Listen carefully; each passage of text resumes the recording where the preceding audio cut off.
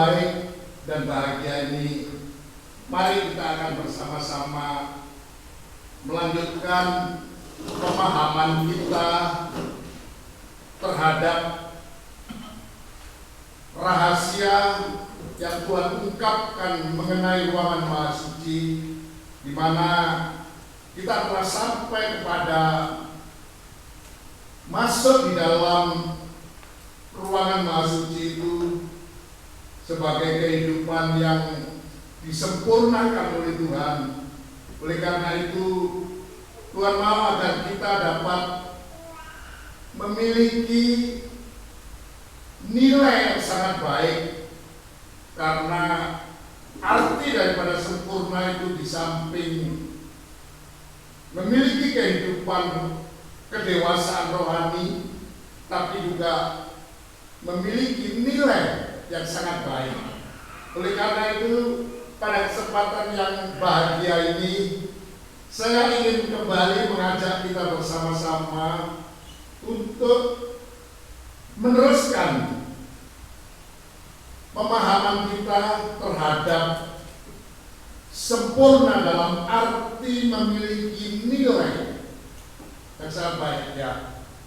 Oleh karena itu, sebagai pengantar, kita akan bersama-sama membaca sekali lagi 1 Korintus 13 itu pada ayat yang ke-13, ayat terakhir kita baca dulu.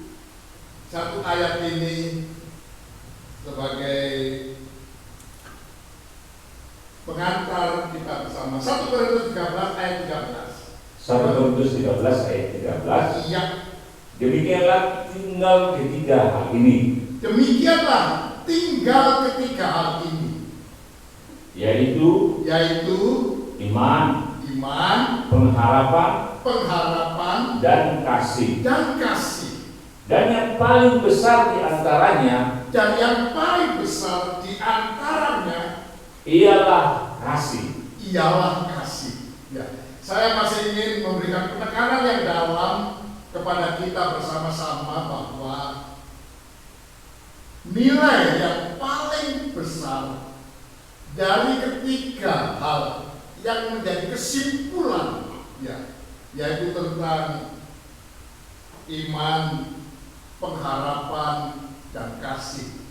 Sekali lagi, di dalam pengajaran tabernakel, iman itu identik dengan halaman, sama dengan percaya, sama dengan kebenaran.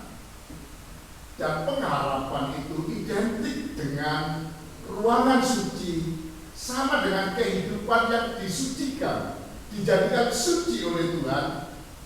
Dan kasih itu identik dengan ruangan Maha Suci, identik dengan kehidupan yang sempurna. Oleh karena itu, kasih itu nilainya adalah terbesar dari ketiga hal ini, yaitu iman, percaya, halaman, berikutnya pengharapan, kesucian, yaitu ruangan suci. Tapi yang paling besar dari kedua hal ini adalah kasih. Itu sama dengan ruangan Maha Suci, sama dengan kesempurnaan, ya. Oleh karena itu, coba kita akan kembali memperdalam. Untuk itu kita baca ayat yang keempat, Man. 1 Korintus 13 ayat 4. Iya. Kasih itu sabar. Kasih itu sabar. Jadi kasih itu artinya adalah sabar. Sabar itu adalah kasih. Jadi sekali lagi, di hari-hari yang tidak mudah kita lalui, di mana temperatur dunia semakin pengap, semakin suasananya panas, bagaimana keadaan di sekeliling kita ini sangat tidak kondusif, maka dibutuhkanlah kasih yang artinya sabar. Ya, ini sudah beberapa kali kita bahas Tapi yang berikutnya kasih itu murah hati. Dan kasih itu murah hati. Mari pada kesempatan yang baik ini kita akan bersama-sama perhatikan bahwa kasih itu adalah murah hati. Saya membaca di dalam Kamus Besar bahwa arti daripada murah hati itu adalah sama dengan suka memberi, mudah memberi. Artinya juga tidak pelit, ya. Betul-betul memang artinya itu murah, mudah sekali untuk memberi. Yaitu arti dan di samping juga dia penyayang dan pengasih, tapi juga suka menolong, bahkan juga baik hati. Itu di dalam Kamus Bahasa Indonesia Besar dikatakan bahwa murah hati itu sama dengan orang yang suka atau mudah memberi. Saya ingin pada kesempatan yang baik ini untuk bersama-sama kita pahami atau kita dalami arti daripada murah hati ini, karena kalau kita memiliki sifat ini, maka dinilai oleh Tuhan itu kita mempunyai nilai yang sangat besar. Jadi untuk kita memperoleh nilai yang sangat besar, sangat baik, supaya kita juga bisa menjadi kehidupan yang sempurna, maka kita harus mempunyai sifat di samping sabar, tapi juga harus murah hati. Ya. Untuk itu, mari pada kesempatan yang baik ini kita akan kembali membaca di dalam firman-Nya satu ayat apa dikatakan oleh Tuhan di dalam khotbahnya di atas bukit. Ya. Itu adalah khotbah pertama dari Tuhan Yesus di dalam mengajarkan kepada murid-muridnya, yang ditulis di dalam Injil Matius pasal yang kelima. Ya, ini boleh dikatakan sebagai apa ya? Khotbah dasar, khotbah awal daripada Tuhan. Tapi kita langsung saja membaca di dalam Injil Matius pasal yang kelima itu pada ayat yang ke-7. Coba kita baca bersama-sama. Matius 5 ayat 7. Perhatikan dengan baik ayat ini. Berbahagialah orang yang murah hatinya. Berbahagialah orang yang murah hatinya, suka, mudah memberi, atau tidak pelit. Kata kamu bahasa Indonesia Besar, yaitu murah hatinya. Karena apa? Karena mereka akan beroleh kemurahan. Orang yang murah hatinya itu nanti dia akan mendapatkan upah, yaitu kemurahan, terutama kemurahan dari Tuhan.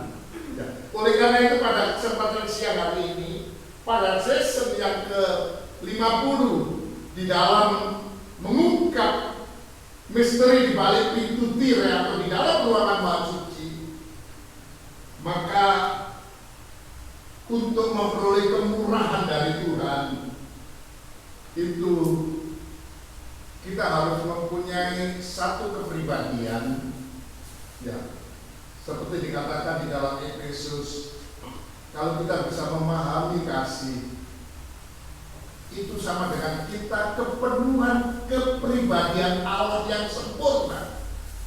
Apalagi kalau kita bisa memahami tentang murah hati, suka memberi, mudah memberi, ya, itu baik hati, artinya tidak pelit itu, maka kita akan memperoleh kemurahan dari Tuhannya. Saya ingin mengajak pada season ini secara khusus karena ada satu kisah di dalam permulaan sejarah berdirinya gereja, berdirinya jemaat. Ada seorang perwira, artinya seorang yang memiliki pangkat perwira perwira menengah, ya boleh, bukan perwira tinggi, atau yaitu seorang kapten begitu ya, yaitu namanya Cornelius. Sebenarnya dia adalah seorang yang berasal dari bangsa bukan Yahudi, atau istilahnya itu bangsa kafir, yang oleh orang Yahudi, orang yang menjadi umatnya Allah, orang bangsa bukan Yahudi ini dianggap sebagai bangsa kafir atau sebagai kehidupan yang, maaf kata kalau dibilang halal dan haram. Jadi itu sebagai bangsa yang diharamkan, begitu ya. Istilahnya label yang melekat pada dirinya itu bagaikan orang yang haram.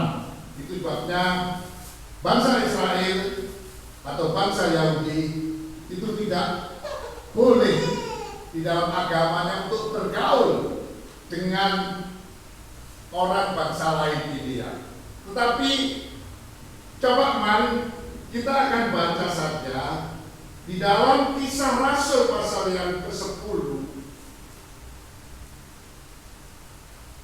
Coba mari bacakan pada ayat yang pertama dan ayat yang kedua. Kisah Rasul 10 ayat 1. Ya. Di Kaisarea ada seorang yang bernama Cornelius. Ada seorang bernama Cornelius, seorang perwira pasukan yang disebut pasukan Italia. Ya, pasukan Italia itu berasal bukan bangsa Yahudi atau bangsa non Yahudi atau bangsa lain.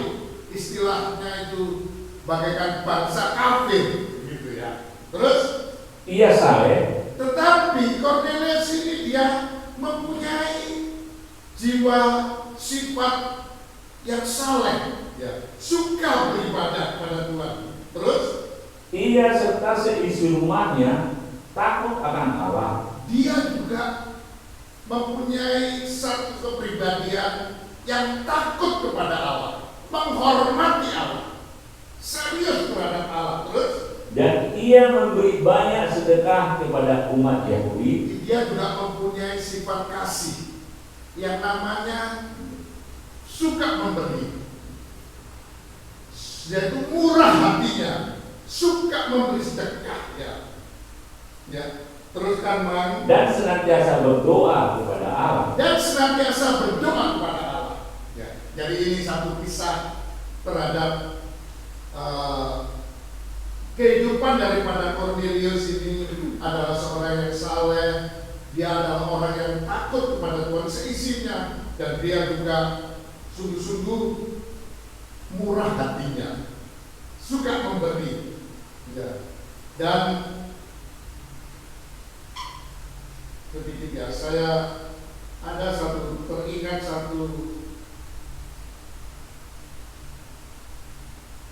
satu ayat ya yang mendadak saya coba sedikit saya carikan. Saya teringat mendadak ya, terutama apalagi kalau Tuhan katakan barang siapa yang memberi secangkir gelas atau secangkir air saja kepada seorang kecil, atau karena orang itu adalah hamba Tuhan, muridnya Tuhan, maka kata ayat itu ialah dia tidak akan kehilangan upahnya. Coba Bang, saya catat sedikit ya. Matius 10 Bang, Matius 10. Injil Matius pasal yang ke-10, satu ayat saja, ayat terakhir. Ya. Ayat 42. Matius 10 ayat 42. Matius 10 ayat 42. Ya, Bang.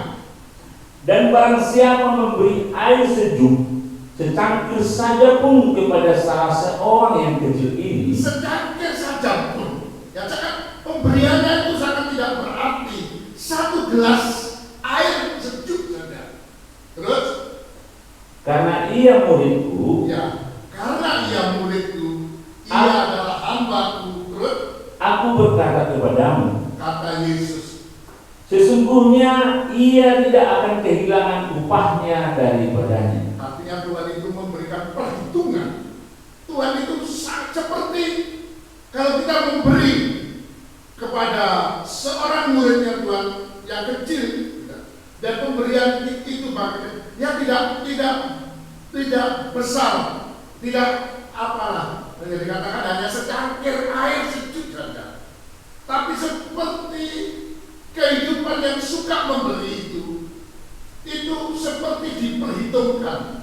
Artinya memaksa kepada Tuhan untuk harus memberi pahalanya, upahnya. Ya, seperti tadi di dalam kisah Cornelius, bagaimana pada waktu Cornelius itu, sekalipun dia adalah bangsa kafir, dia adalah seorang bukan Yahudi, bukan labelnya umatnya Tuhan, tapi bagaimana dia takut kepada Tuhan, tapi dia saleh, dia sungguh-sungguh, tetapi dia suka murah hati, bersedekah. Maka oleh Tuhan, seperti di dalam Matius 5 ayat 7, siapa yang murah hatinya, orang itu mendapatkan label sebagai orang yang berbahagia. Karena Tuhan akan memberi kemurahannya, atau Tuhan akan membalasnya, Tuhan akan memberi upahnya. Orang yang murah hati itu, yaitu dengan kemurahannya. Dan di dalam kisah daripada Cornelius yang hidupnya suka memberi, mudah memberi, atau dalam bahasa kamus bahasa Indonesia besar dikatakan sebagai orang yang tidak pelit, maka kemudian Tuhan ingat, artinya Tuhan catat dan Tuhan perhatikan, dan berdasarkan Matius 5 ayat 7, tidak bisa tidak, Tuhan harus memberi. Apalagi berdasarkan Injil Matius pasal yang ke-10 ayat 42, pemberiannya itu tidak bisa tidak, Tuhan akan mengupah atau akan memberikan. Bahkan pemberian Tuhan itu bukan apa ya, bukan sebanding ya, dia akan memberikan seperti, karena dia akan ada satu ayat mengatakan seperti kita mempiutangi Tuhan. Nggak seperti Tuhan kita, seperti kita harus mengikat Tuhan. Bagaimana Tuhan harus memberi kemurahannya ya. Dan oleh karena itu di dalam kisahnya Cornelius sebagai orang yang suka memberi itu, maka kemudian Tuhan mengingat, bahkan Tuhan menjawab doanya. Ya, apa yang didoakan itu kemudian Tuhan ingat ya. Coba ya, saya ingin mengajak kita bersama-sama ya. Saya sedikit nanti akan persingkat saja, sehingga pada suatu hari, pada suatu ketika setelah Cornelius itu menunjukkan bagaimana kepemilikannya terhadap murah hati itu, sungguh itu dinilai oleh Tuhan sebagai nilai yang paling besar. Seperti 1 Korintus 13 mengatakan tadi, maka satu ketika atau satu hari, kira-kira pukul 3 siang, maka dia mendapatkan satu penglihatan kepada Tuhan. Karena Tuhan mengutus malaikatnya untuk menjumpai Kornelius. Dan kemudian apa kata Tuhan, kata malaikat itu kepada Kornelius? Coba mari kita baca langsung ayat 4 saja. Kisah Rasul 10 ayat 4. Ya. Ia menatap malaikat itu. Ya, Kornelius memandang malaikat itu. Dan dengan takut ia berkata. Dengan ketakutan dia berkata. Ada apa Tuhan? Ada apa Tuhan? Jadi memang dia ditatangi khusus. Tuhan memperlihatkan kepadanya. Dan kemudian Kornelius mengatakan, ada apa Tuhan? Terus jawab malaikat itu. Semua doamu, semua permintaanmu, semua harapanmu, kata Tuhan. Terus dan sedekahmu telah dalam bahasa Indonesia terjemahan masa kini dikatakan demikian ya. Malaikat itu menjawab, doamu dan kemurahan hatimu sudah diterima oleh Allah.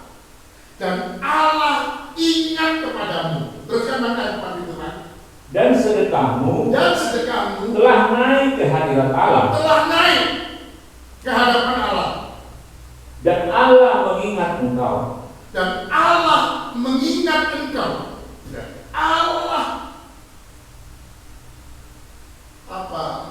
tidak melupakan.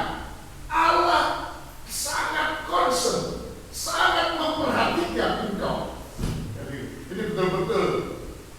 Oleh karena itu sungguh kepemilikan kita terhadap kemurahan hati, suka memberi, itu betul-betul Tuhan akan memberikan kemurahannya. Ya. Dan kemudian dalam kisah itu malaikat itu mengatakan kepada Kornelius, sekarang suruhlah orang ke Yope dan menemui Simon yang bernama Petrus, dan kemudian dia berada di tempatnya, yaitu di rumah seorang penyamak kulit yang bernama Simon. Dia tinggal di pantai, dan kemudian setelah malaikat itu berbicara kepada Kornelius, maka kemudian meninggalkan. Maka kemudian Kornelius memanggil anak buahnya, 2 orang pelayan rumahnya, dan seorang anggota tentara untuk mengawalnya, untuk pergi mencari Kornelius, untuk menemukan Kornelius itu. Dan kemudian dia menyuruhnya, diceritakan, dan kemudian menyuruhnya dia ke Yope. Dan pada waktu itu Petrus yang sedang berada di Yope itu berada di dalam keadaan yang dia lapar dan dia ingin makan. Tapi kemudian Tuhan memperlihatkan kepada Petrus, Simon Petrus, muridnya Tuhan itu.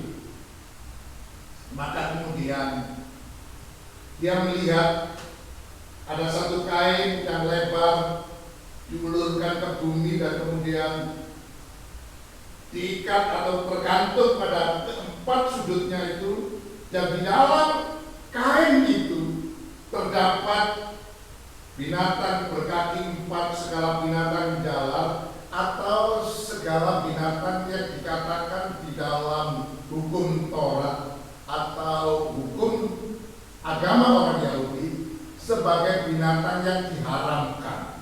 So, ada binatang yang dihalalkan, tapi juga ada binatang yang haram. Ya, ada kodenya. Kalau binatang yang halal itu adalah binatang yang berkaki sila 4 dan kemudian yang memamah dia. Itu seperti lembu, kambing, domba. Dia di samping kukunya kuku belah 4, tapi dia juga suka memamah dia. Itu yang binatang diharapkan. Seperti ada binatang termasuk kuda Memang dia memamah dia, tapi kakinya tidak. Nah, seperti babi juga gitu. Tapi kakinya memang berjalan, tapi dia tidak memamah dia. Itu diharapkan. Jadi ini yang diperlihatkan oleh Tuhan kepada Petrus. Dan kemudian Tuhan mengatakan, coba kan langsung aja baca pada ayat yang ke-13, Man. Ayat 13. Ya. Kedengaranlah olehnya suatu suara yang berkata, Ya. Bangunlah hai Petrus, sembelih dan makanlah. Sembelihlah dan makanlah binatang-binatang haram itu. Terus? Tetapi Petrus menjawab, Ya. Tidak Tuhan. Tidak Tuhan. Tidak. Ya. Sebab aku belum pernah makan sesuatu yang haram. Aku belum pernah makan sesuatu yang haram. Ya, teruskan. Dan yang tidak tahir. Dan yang haram.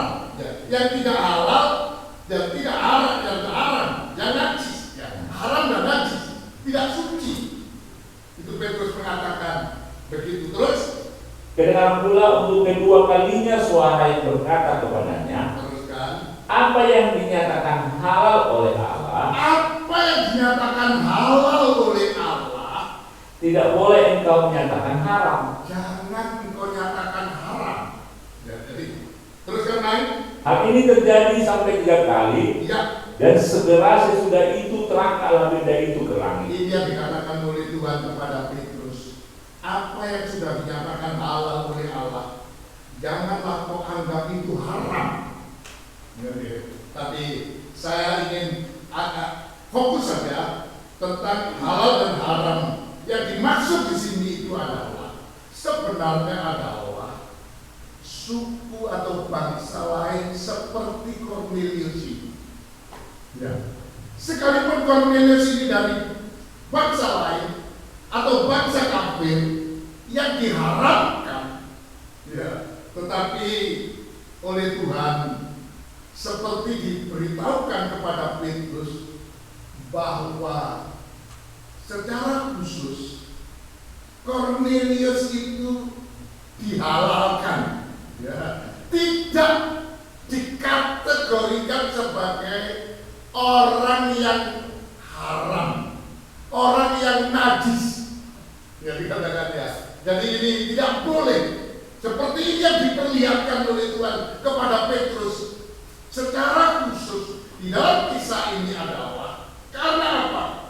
Karena Kornelius ini salah satu di antaranya adalah sekalipun dia bangsa kafir yang dikatakan oleh umatnya Tuhan sebagai orang yang haram dan dinajiskan itu, tapi dia punya kepribadiannya Allah yang sempurna.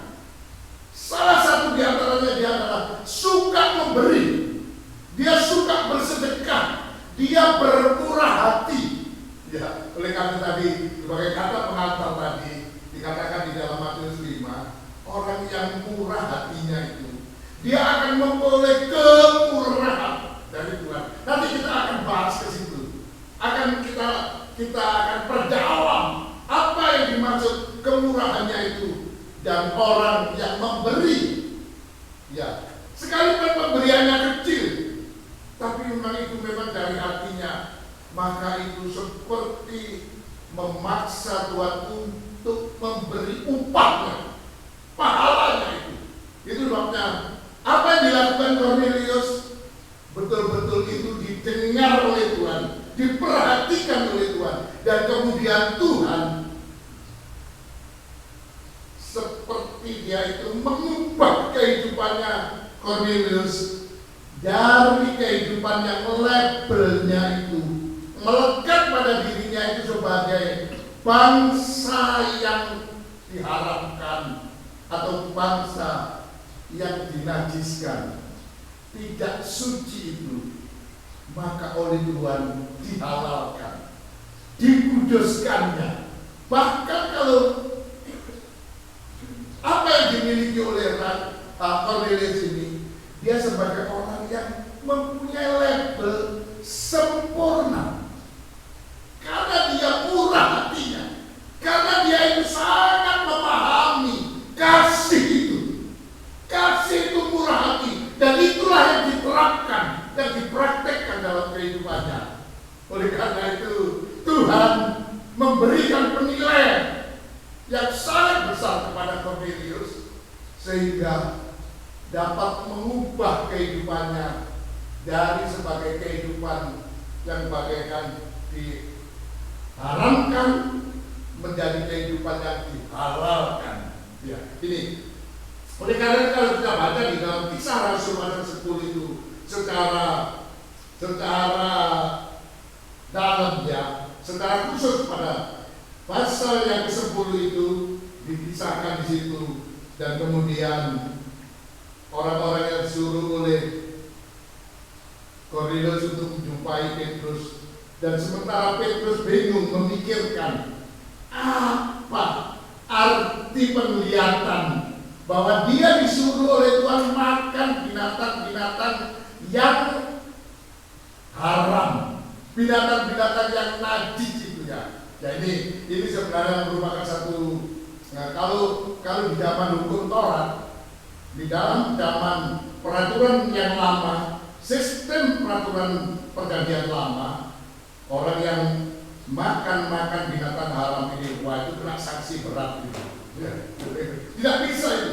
Bahkan sampai di dalam perjanjian baru pun, maka orang-orang atau binatang-binatang yang dikatakan haram itu oleh Tuhan dihalalkan. Mungkin maaf kata ya, mungkin ada orang-orang terutama suku-suku tertentu ya di Indonesia ini, salah satunya Halaita ya. Jadi tidak ya, orang yang apa ya, gemar makan yang dikatakan sebagai binatang yang haram.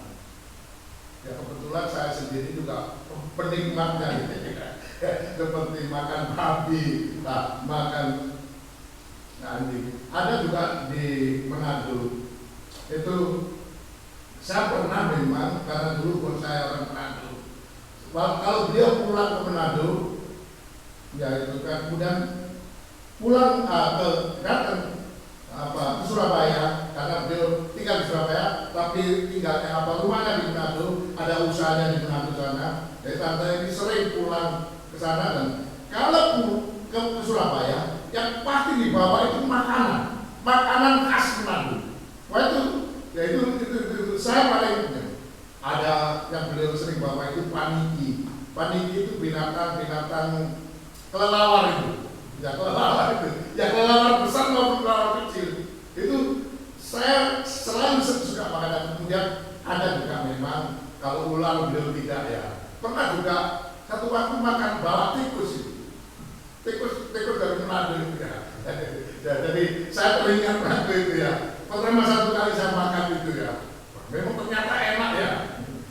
Tapi ya karena saya waktu saya mempelajari ini saya teringat, makanya teringat saya percaya itu. Mungkin beliau berpegang pada ini ya, apa yang dihalalkan. Memang ada satu ayat yang mengatakan di hadapan Tuhan semua itu tidak ada yang halal, ya, asal disertai dengan doa. Tapi di sini bukan makanan jasmani. Ini yang menjadi apa ya? Yang diperlihatkan oleh Tuhan ini adalah satu sebagai hamba Tuhan. Tapi saya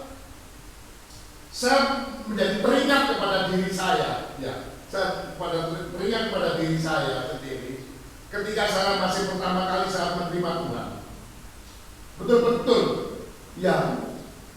Kepribadiannya Kornelius yang suka memberi, yang suka bersedekah, atau yang hatinya murah hatinya itu, ternyata pada dirinya itu ada satu hal yang sangat diingat oleh Tuhan, sangat diperhatikan oleh Tuhan dengan serius.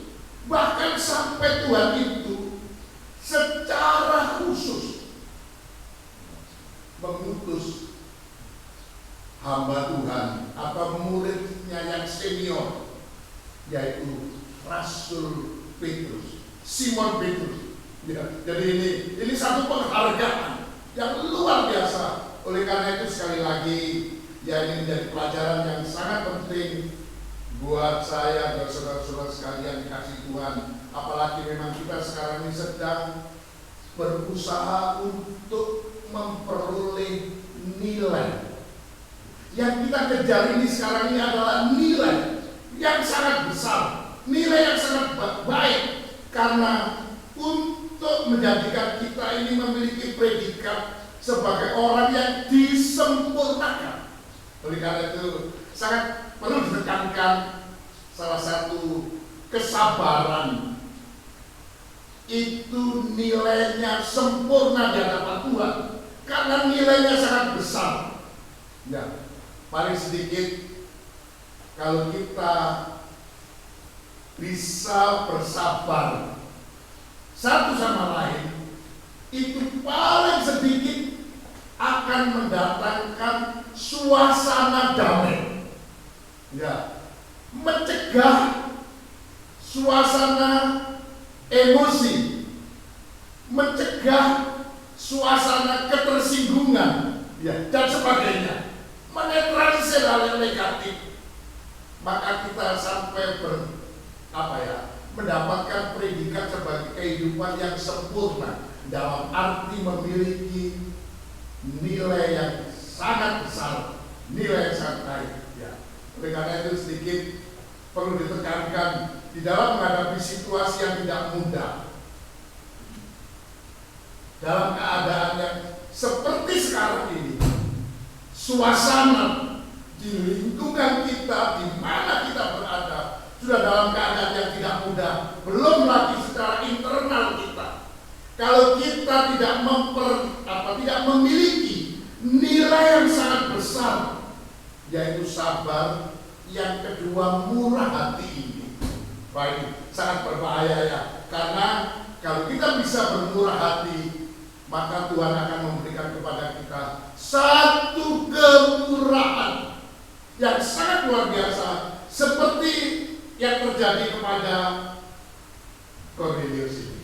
Ya, jadi sehingga Tuhan mendatangkan hamba Tuhan, mempertemukan dengan seorang hamba Tuhan senior, yang boleh dikatakan gitu ya. Artinya hamba Tuhan yang paling senior diutus oleh Tuhan untuk dijumpai. Oleh karena itu, coba kita baca langsung saja ya, pada ayat 19. Kisah Rasul 10 ayat 19. Ya. Dan ketika Petrus sedang berpikir tentang penglihatan itu, tentang penglihatan apa? Dia disuruh oleh Tuhan makan makanan yang haram, yang najis itu. Makan Petrus. Sampai 3 kali Tuhan mengatakan itu. Apa yang dihalalkan oleh Tuhan jangan kau haramkan. Ya, jadi ternyata dia terus dia memikir itu terus, kan? Berkatalah roh, ada 3 orang mencari engkau. Ya, bangunlah, turunlah ke bawah dan berangkatlah bersama-sama dengan mereka. Jangan bimbang sebab aku yang menyuruh mereka kemari. Lalu turunlah Petrus ke bawah dan berkata kepada orang-orang itu, akulah yang kamu cari. Apakah maksud kedatangan kamu? Apakah maksud kedatanganmu? Teruskan. Jawab mereka, ya, Cornelius, seorang perwira yang tulus hati dan takut akan Allah, tulus hati dan takut kepada Allah, dan yang terkenal baik di antara seluruh bangsa Yahudi. Ya, yang terkenal baiknya seorang yang baik, seorang yang murah hati. Ya, teruskan, Man. Telah menerima kenyataan Allah dengan perantaraan seorang malaikat kudus, supaya ia mengundang engkau ke rumahnya, ya, dan mendengar apa yang akan kau katakan. Ya, kemudian Ia mempersilakan mereka untuk bermalam di situ. terima kasih. Dan kemudian Petrus mempersilakan dia bermalam di situ. Besok pagi-paginya dia berangkat. Jadi saya yang menarik hati saya, dan ini sedikit ya, termasuk dari pengalaman saya secara pribadi. Ya, ini sungguh menyentuh hati saya, karena memang boleh dikatakan dari keluarga saya, apalagi termasuk orang yang di kampung saya, satu kampung saya, satu desa saya itu, tidak ada satupun orang Kristen. Ya memang ada di kampung sebelah itu adalah keluarga, memang sebenarnya juga keluarga jauh ya, seperti itu. Dari ada abang saya yang pernah kos bersama-sama saya, tinggal bersama saya. Pada waktu itu dia menerima sendingnya seperti HKBP-nya apa ya, kalau Sumatera Utara HKBP, kalau di Jawa Timur itu sendingnya GKJW, Gereja Kristen Jawi Wetan. Itu ada satu kampung di kecamatan saya, itu suatu kampung itu semua Kristen, namanya Kampung Suwaru. Dan kemudian di situ ada sendingnya mereka, dan kemudian mereka mendirikan sekolah namanya SGB. Zaman tahun 40 atau berapa ada gitu ya. Tahun zaman Belanda itulah ada sekolah guru SGB, sekolah guru apa ya? Itu belum SGA.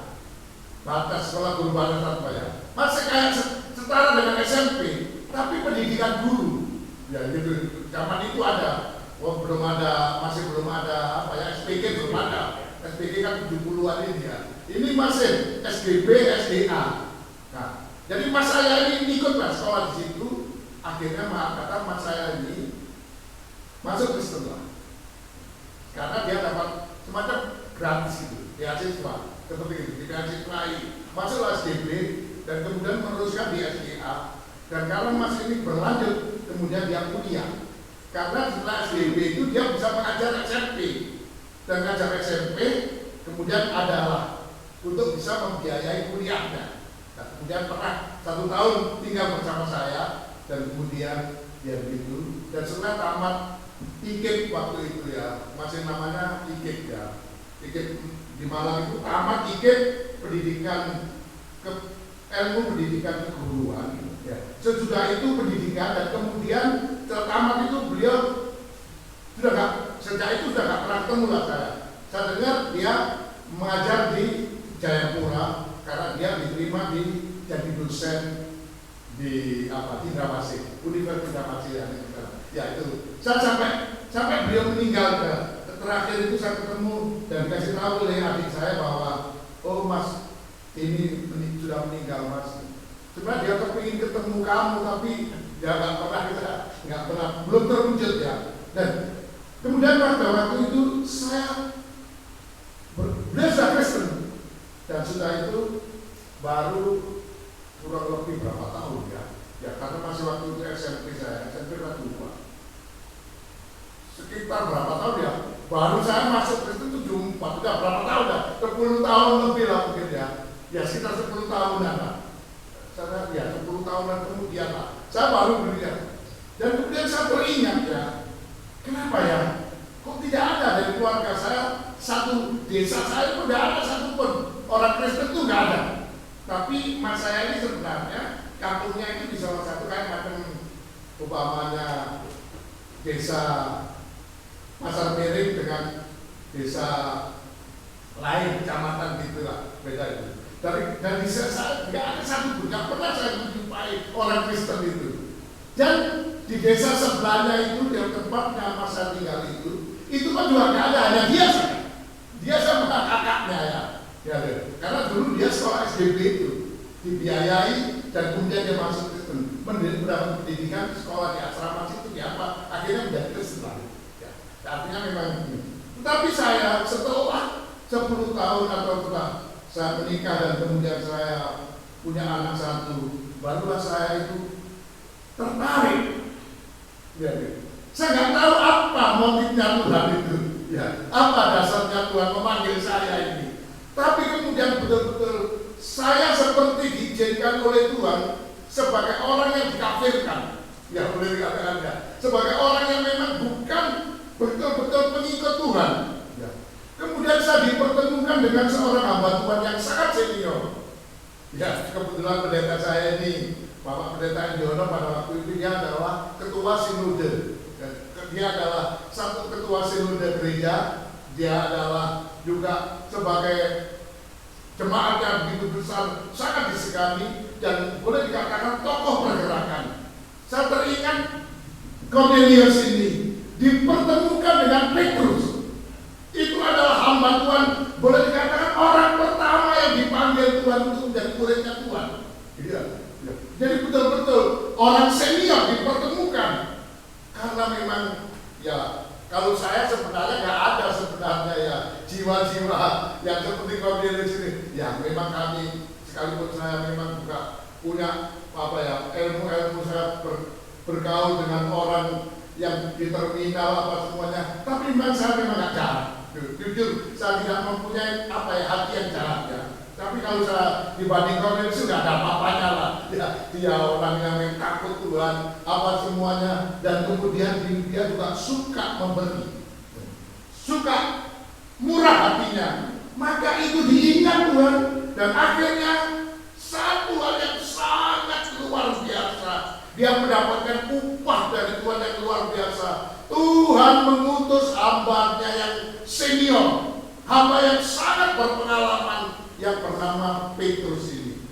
Dan kemudian setelah itu kemudian Petrus bersama dengan orang suruhan Cornelius itu pergi menuju Kaisaria dan kemudian sesudah dia sampai di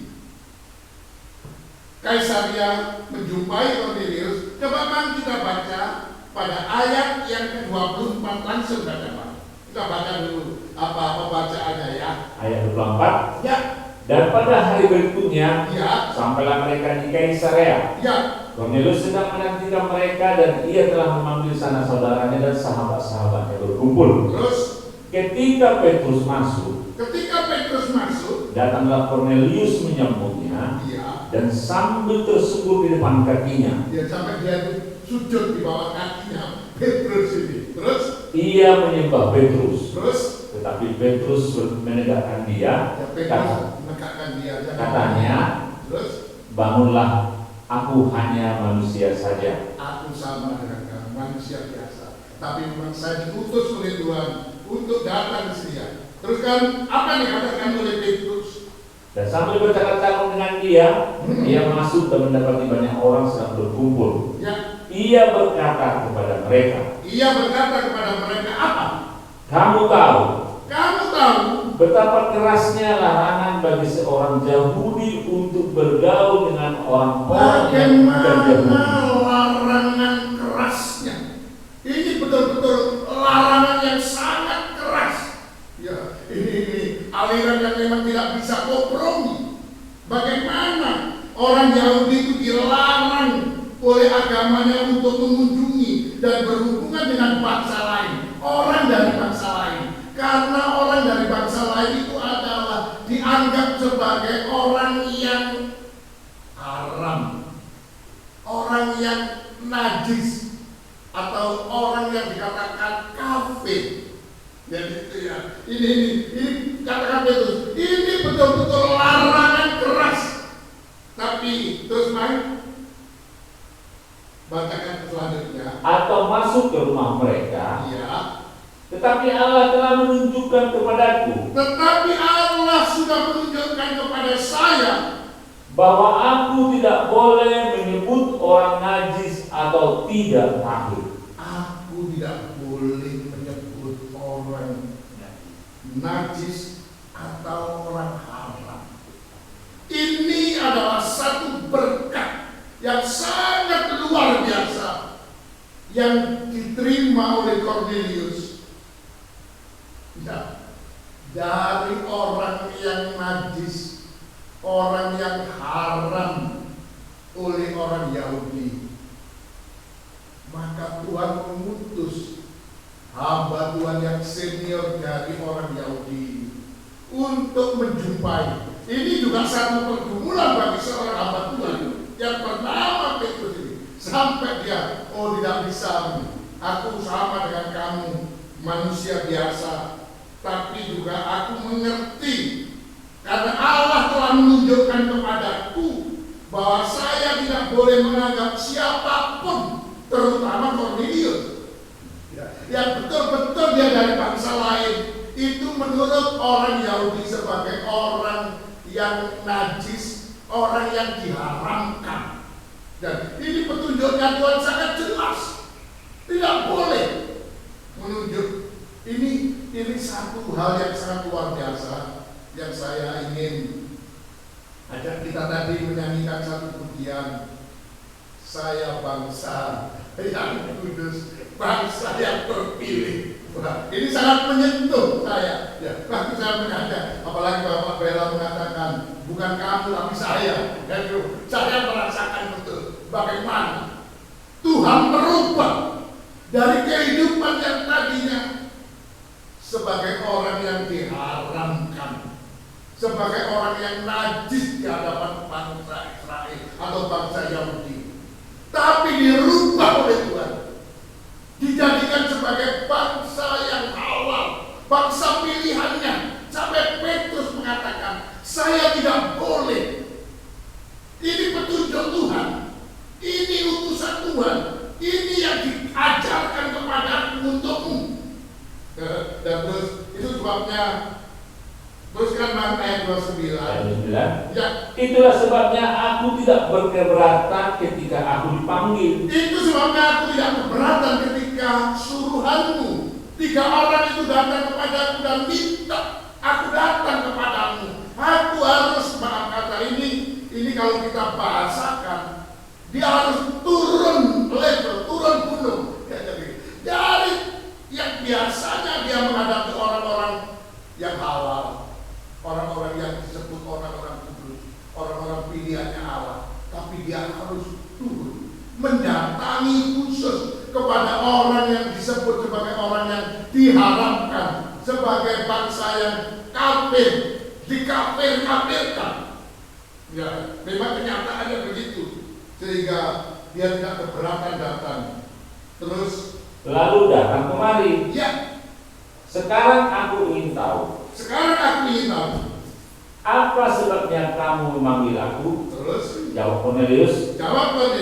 4 hari yang lalu, kira-kira pada waktu yang sama seperti sekarang, Iya. yaitu jam 3 petang, Iya. aku sedang berdoa di rumah. Terus Tiba-tiba ada seorang berdiri di depanku. ada seorang malaikat diutus oleh Tuhan.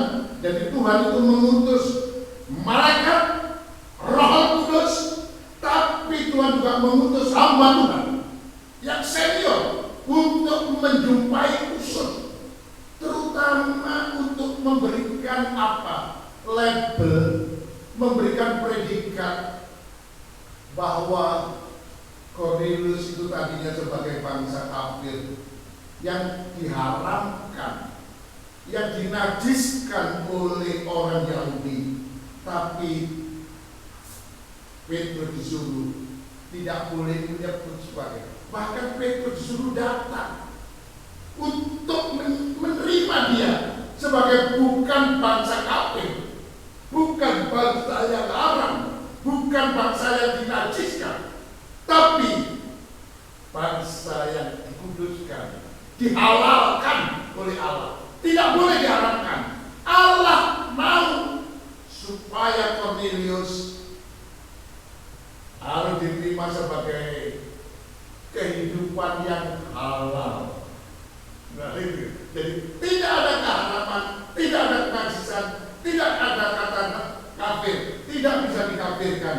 Coba mana ayat 31, perhatikan ayat ini. Ayat 31. Ya. Dan ia berkata, malaikat itu berkata apa? Kornelius, doamu telah didengarkan Allah. Allah sudah menerima doamu. Dan sedekahmu telah diingatkan di hadapannya. Dan ingat akan kemurahan hatimu. Ini diingat dan dibalas oleh Tuhan, diberi upahnya oleh Tuhan. Karena memang, ya, kata pengantar tadi, siapa yang murah hatinya, dia harus memperoleh kemurahan dari Allah. Ini adalah anugerah yang diberikan oleh Tuhan kepada Kornelius secara khusus. Kornelius tidak bisa disebut sebagai orang yang diharapkan, tidak bisa disebut sebagai orang kafir, tidak bisa disebut sebagai orang najis. Dia harus diterima karena memang Tuhan mengingat, menghargai apa yang diperbuat oleh Kornelius. Salah satu di antaranya yang suka bersedekah, yang hatinya itu murah hatinya. Kemurahan hatimu itu diikat oleh Tuhan. Dan seperti Cornelius memberi hutang kepada Tuhan, harus membalas. Ini sepertinya tidak bisa tidak. Akhirnya Tuhan mengutus malaikatnya, dan juga Tuhan mengutus hamba Tuhan yang saya katakan senior, yaitu Rasul Petrus, yang disuruh untuk datang dan menerima. Dan nanti dalam kisah selanjutnya, begitu bagaimana pertentangan di antara bangsa Yahudi, orang yang dikatakan umat pilihannya Tuhan, umat yang halal, umat yang dikuduskan Tuhan ini, begitu mendengar Petrus datang ke rumahnya orang Cornelius ini, makan bersama-sama, dikatakan sehidangan bersama-sama. Oh, itu pantang sekali. Sepertinya akhirnya dengan penjelasan Petrus, ya mungkin karena Petrus adalah dikatakan murid yang senior, ya bagaimana kalau seniornya itu kemudian memberitahukan ini dengan dasarnya putusan Tuhan, dan Tuhan ini polisinya Tuhan, ini hikmatnya Tuhan, ini caranya Tuhan. Nanti kita akan masuk ke sana ya, tapi saya masih ingin memberikan penekanan yang sangat dalam bahwa nilai yang sedang kita cari sekarang ini, yang harus kita miliki ini sangat penting. Karena orang yang suka memberi itu, murah di dalam memberi itu akan memperoleh kemurahan dari Tuhan. Salah satu di antaranya adalah Cornelius. Ini satu contoh bagaimana Tuhan memberikan kemurahan yang luar biasa kepada Cornelius ini. Dari bangsa yang dinajiskan, yang diharamkan, dirubah oleh Tuhan untuk menjadi bangsa yang dihalalkan, umat pilihannya Allah sendiri. Ini Tuhan, sampai Tuhan mengutus malaikatnya, Roh Kudusnya, dan Tuhan juga mengutus hamba Tuhan yang senior ini untuk mendatangi dan menerimanya. Ini adalah satu penghargaan dari Tuhan yang sangat luar biasa.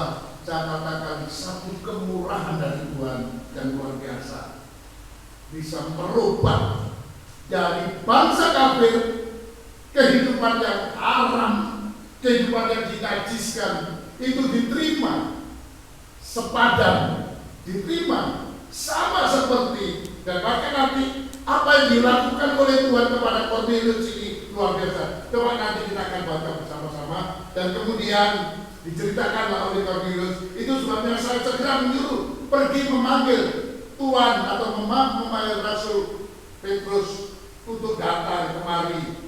Sekarang kami sudah berkumpul. Sekarang apa yang Tuhan ingin sampaikan? Apa yang diharapkan oleh Cornelius terhadap hamba Tuhan ini? Apa yang ingin kau sampaikan? Apa yang kau ajarkan kepada kami? Coba ayat 33, ayat 33 ya. Ayat 23. Ya. Karena itu segera kusuruh orang kepadamu, dan dengan senang hati engkau telah datang. Sekarang kami semua sudah hadir di sini di hadapan Allah, Ya. Untuk mendengarkan. Aku berkumpul di sini di depan Allah untuk mendengarkan Apa yang ditugaskan Allah kepadamu. Apa yang ditugaskan Allah untuk kamu? Apa? Jadi terus. Lalu mulailah Petrus berbicara. Ya. Katanya, sesungguhnya aku telah mengerti bahwa Allah tidak membedakan orang. Allah sekarang sudah tidak membedakan lagi dari yang haram, dari yang najis, dari kafir, kemudian menjadi bangsa pilihan. Ini luar biasa. Ini sesuatu yang tidak mudah. Ya. Petrus sendiri tadinya sudah berdebat dengan Tuhan. Tidak Tuhan, saya tidak biasa makan binatang haram. tidak boleh makan binatang yang najis itu. Tetapi Tuhan mengatakan terus, apa yang dihalalkan Tuhan, jangan kau najiskan. Tadi Cornelius ini adalah dihalalkan oleh Tuhan. Dari najis dirubah menjadi halal. Dari kehidupan yang najis menjadi kehidupan yang suci. Bahkan saya ingin menekankan kepribadiannya Cornelius yang murah hati itu sama dengan kehidupan yang disempurnakan, yang Tuhan paling ingat. Bukan hanya doa, tapi adalah murah hatinya ini. Ini sangat bernilai tinggi. Karena Allah sendiri yang mengatakan, kasih itu nilainya sangat besar. Kasih itu nilainya sangat penting. Dan kasih itu adalah murah hati. Orang yang murah hati, orang yang suka memberi, orang yang tidak pelit itu, dia harus dibalas oleh Tuhan. Harus dihargai oleh Tuhan. Harus dihargai, diingat oleh Tuhan. Dan itulah yang dilakukan oleh Tuhan, yang ditunjukkan oleh Tuhan kepada Cornelius. Tuhan mengingat apa yang kau perbuat. Oleh karena itu, saya ingin mengajak kita bersama-sama, mari kita mau belajar untuk memiliki hati yang baik, hati yang murah. Sebenarnya itu tadi ada sebenarnya satu ayat ya, saya lupa di mana saya pernah membaca itu. Kalau kita seperti tadi itu memberikan secangkir air saja kepada seorang hamba Tuhan, itu oleh Tuhan tidak akan dilupakan, dan Tuhan ingat, Tuhan catat, dan Tuhan akan balas. Tuhan akan berikan upahnya. Ya, itu. Seperti kita ini, seperti Cornelius ini, memaksa Tuhan untuk Tuhan harus berbuat. Dan apa yang dilakukan oleh Tuhan ini sangat spektakuler ya. Tapi sedikit ya, saya coba nanti kita apa yang disampaikan oleh Rasul Petrus kepada Cornelius. Tapi coba kita lanjutkan aja ya. Terus coba ingin apa yang disampaikan oleh Petrus kepada Cornelius. Coba kita baca ancaman ayat 36. Ayat 36.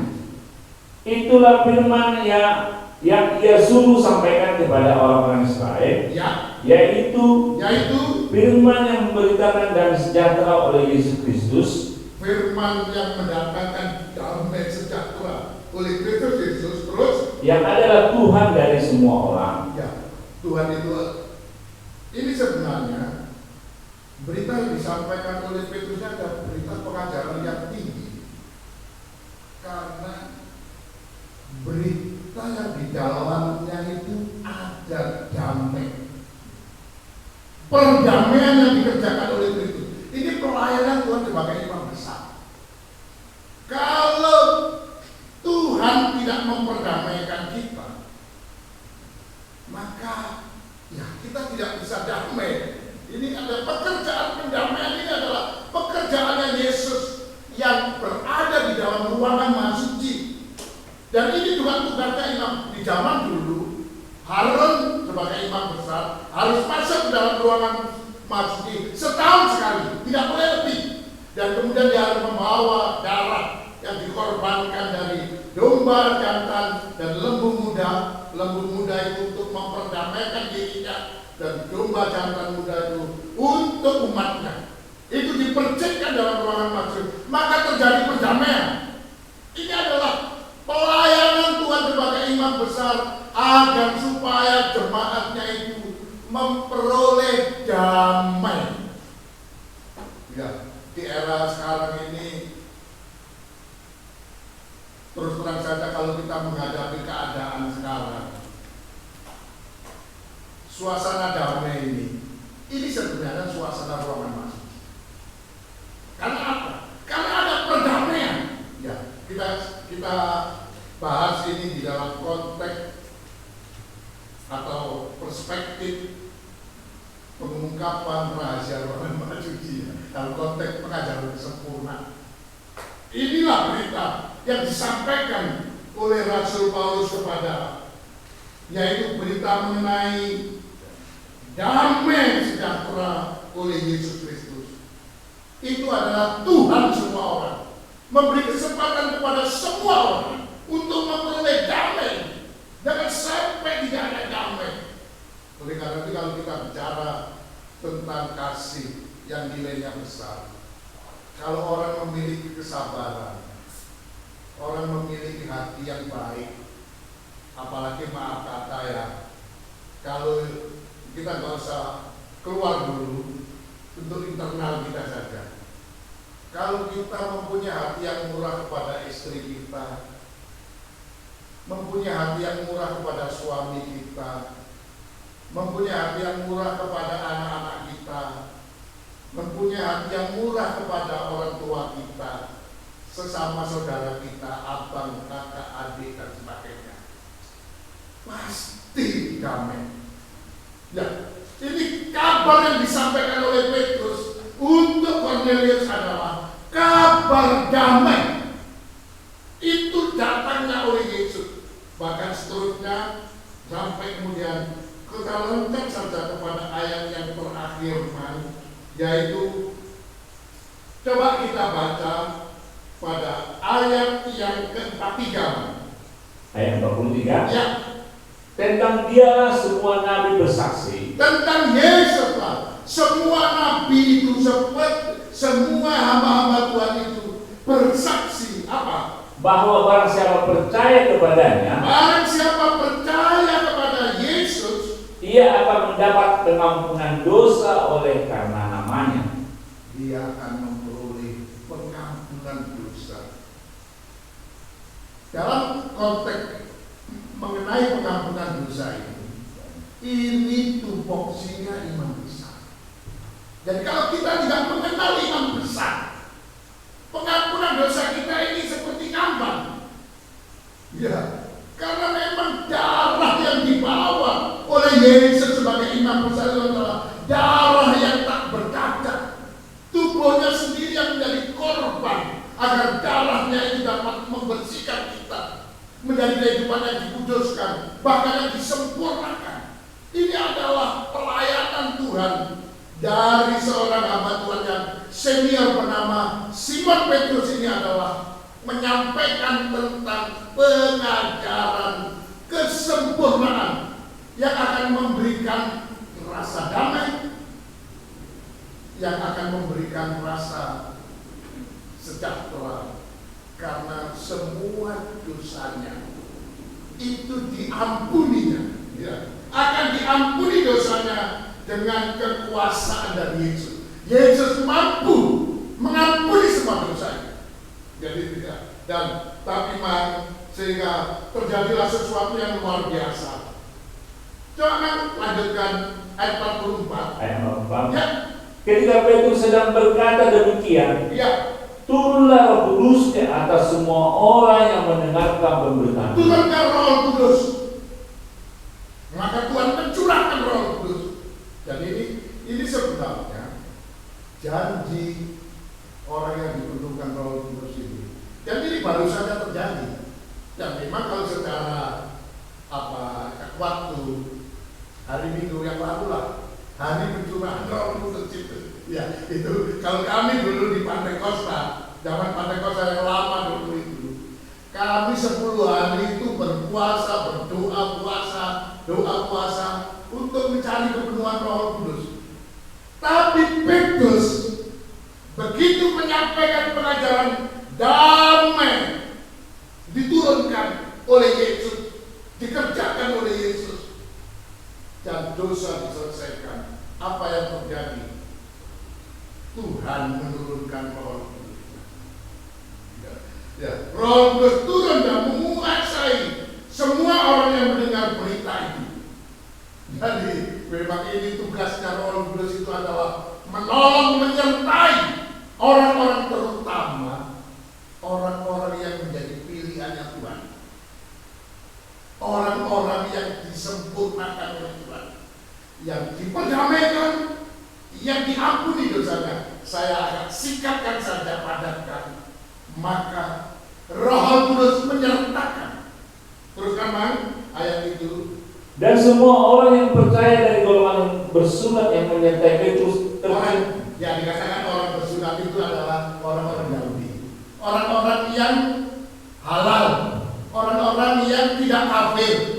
Orang yang kafir itu orang tak bersunat. Ada sekarang itu istilahnya kelompok orang-orang sunat. Ya, kita ini bisa tersinggung kalau misalnya, tetapi yang dimaksud di sini adalah orang-orang yang dikuduskan. Ya. Itu mengikut orang-orang Yahudi yang percaya pada Yesus, mengikut Petrus, terus tercengang-cengang. Ya, mereka tercengang-cengang. Terus karena melihat bahwa karunia Roh Kudus dicurahkan ke atas bangsa-bangsa lain juga. Termasuk di sini. Ini luar biasa. Bagaimana berkat yang diberikan oleh Tuhan kepada Cornelius, bahkan kepada kelompok-kelompoknya, keluarganya semua yang berkumpul itu semua dipenuhi oleh Roh Kudus. Ya, salah satu di antara Tuhan bilang, tenang. Nanti aku akan pergi. Dia berpesan pada muridnya, nanti kalau aku pergi, tenang ya, kau tinggal dulu di satu tempat ya, tunggu dulu.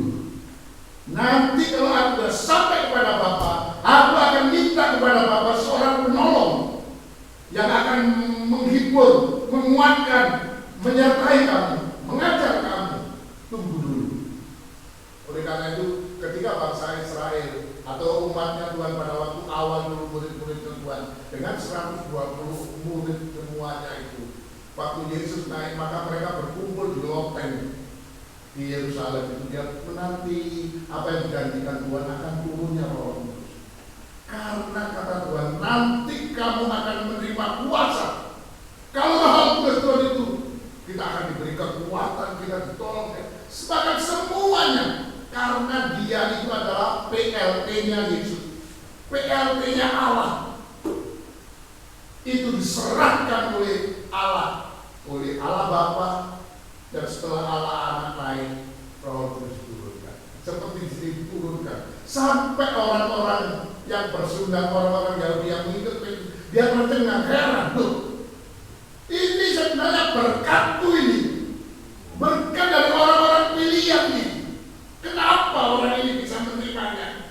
Terus ayat 46. Sebab mereka mendengar orang-orang itu berkata-kata dalam bahasa roh, ya, dan memuliakan Allah. Teruskan. Lalu kata Petrus apa? Bolehkah orang mencegah untuk membaptis orang-orang ini dengan air? Bolehkah orang itu mencegah membaptis orang-orang ini dengan air? Sedangkan mereka telah menerima Roh Kudus sama seperti kita. Mereka telah menerima Roh Kudus sama seperti kita. Ya. Teruskan, Man. Lalu ia menyuruh mereka dibaptis dalam nama Yesus Kristus. Kemudian mereka meminta Petrus supaya ia tinggal beberapa hari lama bersama-sama dengan Terima mereka. kasih. Ya, saya sebenarnya tidak ingin memperdalam, tapi mungkin pada sesi berikutnya. Tapi sesi ini adalah, ini merupakan satu upah apa yang dilakukan oleh Cornelius, terutama yang memiliki hati yang murah hatinya, hati yang suka mudah memberi. Ini betul-betul dikonkretkan oleh Tuhan, dilaksanakan oleh Tuhan, bahwa dia harus memberi kemurahan kepada Cornelius. Ini yang berjanji, berbahagialah orang yang murah hatinya, karena dia akan memperoleh kemurahan dari Allah. Itu Tuhan yang mengatakan, dan Tuhan harus menggenapkan. Oleh karena itu, ini adalah satu kepemilikan. Apalagi untuk saya dan saudara-saudara sekalian yang cintai Tuhan, Tuhan sedang mengajar kita agar kita menjadi kehidupan yang sempurna, dalam arti memiliki nilai yang sangat besar. Salah satu di antaranya, di samping sabar yang sudah kita pelajari, yaitu murah hati. supaya Allah mewujudkan upahnya. Allah tidak boleh lupa. Dikatakan tadi, Tuhan mengingat di dalam ayat yang dikatakan Tuhan itu mengingat akan Kornelius bahwa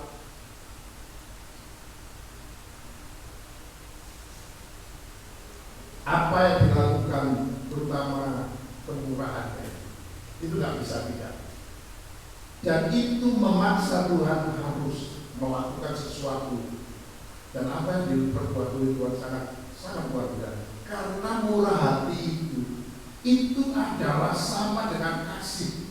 Itu nilainya sangat besar. Itu sama dengan orang yang sempurna, dan Allah harus memberikan apa istilahnya punishment-nya, atau Allah harus memberikan upahnya, pahalanya. Allah harus mewujudkan. Seperti kalau kita renungkan secara Jawa. Nanti saya akan perdalam pada season berikutnya, itu sangat lebih mendalam lagi. Tapi di sini saya ingin mengajak kita bersama-sama untuk bagaimana apa yang dilakukan oleh Tuhan terhadap Kornelius dari bangsa kafir, bangsa yang disebut sebagai bangsa yang diharamkan, bangsa yang disebut sebagai bangsa yang najis. Kalau Tuhan memberitahu kepada Petrus, itu sama dengan binatang-binatang yang menjalar, binatang yang berkaki 4, yang najis. Ya, sampai Petrus melihat itu, oh tidak, saya tidak biasa makan binatang yang najis dan binatang yang haram ini. Kemudian Tuhan bilang, apa yang dihalalkan oleh Tuhan jangan kau haramkan. Ini satu berkat yang sangat perubahan 180 derajat, dari haram menjadi halal, dari najis menjadi suci. Bahkan oleh Rasul Petrus diberikan pelajaran kesempurnaan, karena Yesus tugasnya adalah menjadi kehidupan yang memberikan perdamaian, dan tugasnya adalah menyelesaikan dosa, menyempurnakan. Ini satu berkat yang luar biasa, membawa kita, orang-orang yang memiliki jiwa sifat kasih yang adalah murah hati, suka memberi, mudah memberi, tidak berat, tidak pelit, tapi sungguh-sungguh baik hati. Maka kemudian Tuhan memberikan berkat yang luar biasa, seperti apa yang dialami oleh Kornelius. Bahkan sebelum Kornelius dibaptis, sudah maju lebih dulu, dipenuhi Roh Kudus. Ini sudah sangat cepat, dipimpin masuk ruang rumah suci. Ya, sehingga sebenarnya kalau nggak dilaksanakan baptisan pun tidak masalah, sudah sampai tahapannya itu sudah di atas, bukan di bawah. Ya, ini sudah tahapannya di atas yang diberikan. Pimpinan Roh Kudus disertakan, dan tugasnya Roh Kudus salah satu di antaranya adalah memimpin kita, mengajar kita ke dalam seluruh kebenaran. Ini kesempurnaan. Saya bawa saja langsung pada konteksnya. Perspektif kita adalah pengajaran kesempurnaan, mengungkap ruangan maha suci untuk membawa kita masuk, menetapkan apa yang kita perbuat, seperti yang diperbuat oleh Kornelius ini, menetapkan bahwa dia adalah menjadi kehidupan yang disempurnakan dan berhak untuk masuk ke dalam ruangan maha suci, berada di hadapan Tuhan, karena dia telah mengalami satu perubahan untuk menjadikan kehidupan Kornelius sebagai bangsa lain, bangsa kafir, bangsa yang diharamkan dan dinajiskan itu menjadi pilihannya. Oh, ini luar biasa.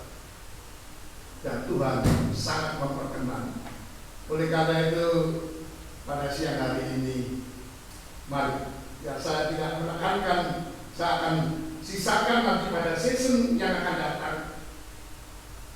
Orang yang murah hatinya itu akan memperoleh kemurahan dari Allah. Salah satu di antaranya seperti kisah daripada Cornelius pada zaman gereja mula-mula didirikan. Bahkan nanti kalau kita baca di Kaisaria inilah orang yang pertama kali disebut sebagai Kristen, ya, jadi ya, kalau nggak salah, tadi kita baca di dalam Kisah Rasul pasal yang ke-11 ya. Jadi itu pertama kalinya. Coba kita baca satu ayat Inilah predikat yang dimiliki oleh Cornelius. Ayat 26 saja, satu ayat saja. Kisah Rasul 11 ayat 26. Ya. Mereka tinggal bersama-sama dengan jemaat itu 1 tahun lamanya. Ya. Sambil mengajar banyak orang. Sambil mengajar banyak orang. Di Antiokhia lah murid-murid itu untuk pertama kalinya disebut Kristen. Inilah asal mulanya Kristen, pengikutnya Yesus. Sebutan Kristen itu di Antiokhia atau di daerah Kaisaria itu, salah satunya yang terkecil mungkin di bawahnya itu dari provinsi itu, kemudian Antiokhia untuk pertama kalinya. Saya ingin pada kesempatan ini perenungan yang dalam buat kita, pelajaran yang penting buat kita adalah kepemilikan kita terhadap hati yang murah, hati yang baik, hati yang suka memberi ini, tidak pelit ini, maka itu akan memaksa Tuhan untuk merubah kehidupan kita. Dan untuk ini Tuhan khusus mengutus satu malaikatnya, kedua muridnya yang senior, karena memang sangat penting untuk menjadikan Cornelius yang mempunyai pribadi yang murah hati itu, yang suka memberi itu, maka dia akan didatangkan oleh Tuhan utusannya yang sangat kredibel, sangat terhormat, karena begitu seriusnya Tuhan agar supaya Cornelius keluarga mendapatkan pengajaran kesempurnaan, berita perdamaian, berita pengampunan dosa. Itu adalah pelayanan Tuhan sebagai imam besar untuk menjadikan kehidupan itu menjadi kehidupan yang disempurnakan, dan berkat yang dicurahkan Tuhan adalah luar biasa. Tuhan turunkan Roh Kudus-Nya, Tuhan penuhkan Cornelius itu dengan pribadi Tuhan, kepenuhan Tuhan. Kita baca satu ayat sebagai ayat penutup, Efesus pasal yang pertama, sering kita baca, tapi sebagai penutup ayat ini kita baca ayat yang ke-23 saja. Ayat 22 dan 23. Efesus 1 ayat 22. Ya. Dan segala sesuatu telah diletakkannya di bawah kaki Kristus. Segala sesuatu apa saja kekuatan kuasa yang ada ini, semua itu sudah diletakkan di bawah kaki Kristus, sudah ditaklukkan oleh Kristus. Terus? Dan Dia telah diberikannya kepada jemaat. Dan Kristus telah diberikannya kepada jemaat sebagai kepala. Sebagai kepala. Terus? Dari segala yang ada. Teruskan, jemaat yang adalah tubuhnya. Jemaat yang adalah tubuhnya. Yaitu kepenuhan Dia. Yaitu kepenuhan Dia. Seperti Cornelius sekeluarga dengan saudara-saudaranya, dengan kumpulan itu, dia mendapatkan kepenuhan Roh Kudus untuk ditetapkan bahwa dia adalah tubuhnya Kristus. Dan Kristus tampil di tengah-tengah mereka sebagai kepala, di mana semua musuhnya, semua kekuatan, kuasa apa saja, itu sudah ditaklukkan di bawah kakinya. Dia yang menguasai semuanya sebagai kepala yang bertanggung jawab atas tubuhnya, yaitu jemaat yang dipenuhi oleh Roh Kudus, oleh Kristus, yaitu jemaat yang adalah tubuhnya, yaitu yang kepenuhan. Jadi ini berkata Cornelius luar biasa. Begitu dia mendengarkan berita bahwa Tuhan Yesus itu adalah juru damai, dia yang mendamaikan kita, dia yang memberikan kita suasana damai. Oleh karena itu, akibat murah hatinya itu, Tuhan datangkan dia damai. Dan yang kedua, Tuhan tampil sebagai imam besar untuk menyelesaikan semua dosa. Karena Tuhan tahu Cornelius mendapatkan kepenuhan Roh Kudus untuk ditetapkan sebagai tubuhnya. Dan memiliki kepala yang punya kekuatan kuasa yang luar biasa. Tidak ada satu musuh pun yang tidak diinjak oleh kakinya. Semua diletakkan di bawah kaki, semua ditaklukkan karena dia yang berkuasa, yang mempunyai kekuatan yang biasa. Tidak ada satu kekuatan apapun yang membahayakan bagi tubuhnya. Oleh karena itu sekali lagi, biarlah pelajaran untuk memiliki murah hati. Ya, mulai sekarang kita belum terlambat, karena inilah yang bisa memperoleh nilai yang sangat besar.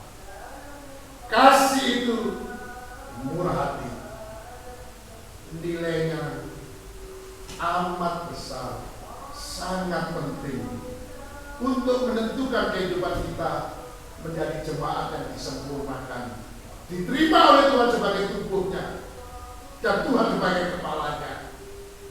Semoga pelayanan Tuhan sebagai imam besar yang telah memperlihatkan kepada kita bagaimana untuk memperoleh pelayanan Tuhan sebagai imam besar, sekalipun bangsa kafir seperti Cornelius, bangsa yang diharamkan, bangsa yang dinajiskan, oleh Allah dihalalkan, dipilihnya, ditetapkannya oleh Allah sebagai orang yang dipenuhi oleh Dia, sebagai orang yang diangkat sebagai tubuhnya. Ini adalah berkat yang sangat luar biasa. Semoga berkat ini berlaku bagi saudara-saudara yang sangat dicintai Tuhan, juga berlaku bagi saya. Sekali lagi, Tuhan Yesus imam besar memberkati saudara, juga memberkati saya. Amin.